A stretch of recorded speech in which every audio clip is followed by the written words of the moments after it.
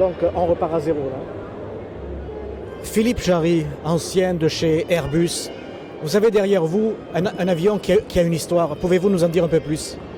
Alors oui, je suis ancien d'Airbus, mais je suis aussi membre de l'association Les Ailes Anciennes, et dans laquelle j'ai retrouvé d'ailleurs cet avion qui est derrière nous, le Morane Saunier Paris.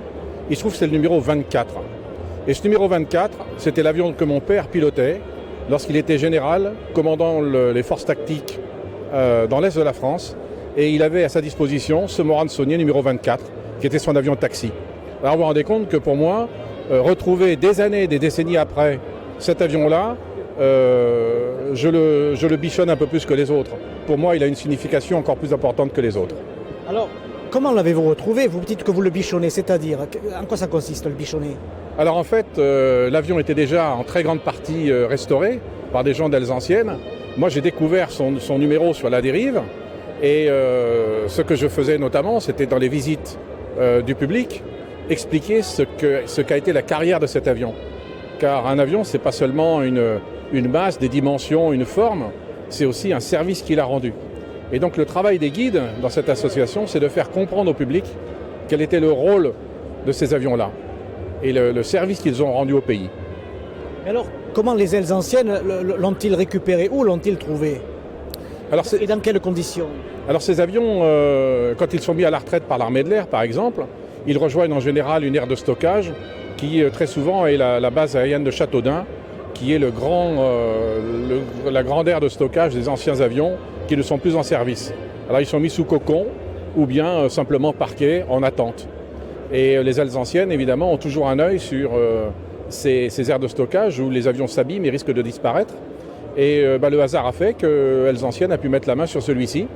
Bon, il n'avait sans doute pas une préférence pour ce numéro 24, mais pour moi, évidemment, cet avion-là, dont j'ai retrouvé la trace dans les carnets de vol de mon père, pour moi, il a une histoire assez particulière. Et j'ai un lien avec lui assez particulier. On va dire un lien filial. Voilà, c'est un lien filial et il m'est arrivé de m'asseoir dans cet avion et je me dis, mon père s'asseyait là, pilotait, il a eu des vols difficiles ou des vols plus faciles, mais il a passé des heures justement dans cet avion-là.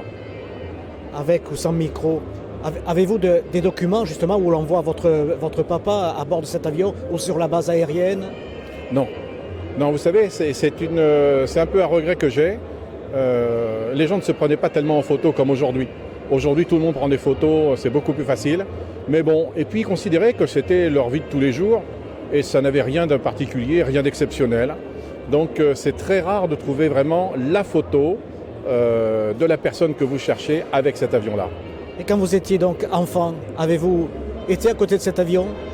Ah non, je n'ai jamais vu cet avion, je ne l'ai trouvé qu'ici. Et j'ai retrouvé sa trace dans les carnets de vol de mon père en écrivant un livre sur mon père. Alors, j'ai entendu tout à l'heure que vous parliez d'un livre. Vous êtes en train d'écrire un livre là, de mémoire ou autre? Alors en fait, j'ai écrit 2 livres sur l'histoire de mon père, toute une carrière dans l'armée de l'air, de la Deuxième Guerre mondiale jusqu'au milieu des années 70, qui est en fait une histoire de l'armée de l'air en suivant une personne qui se trouve être mon père. Et d'ailleurs, on trouve cet avion numéro 24 dans cette histoire. Ce livre est-il terminé? Est-il disponible? Où, quand, comment, pourquoi? Ah oui, ces livres sont disponibles chez un éditeur parisien, les Nouvelles Éditions Latines. Le premier s'appelle Des images sous les ailes et le second Pilote de Reco. Ils sont disponibles et j'ai la chance de pouvoir rencontrer des lecteurs. Et c'est toujours très émotionnant de partager entre auteur et lecteur une histoire. Merci.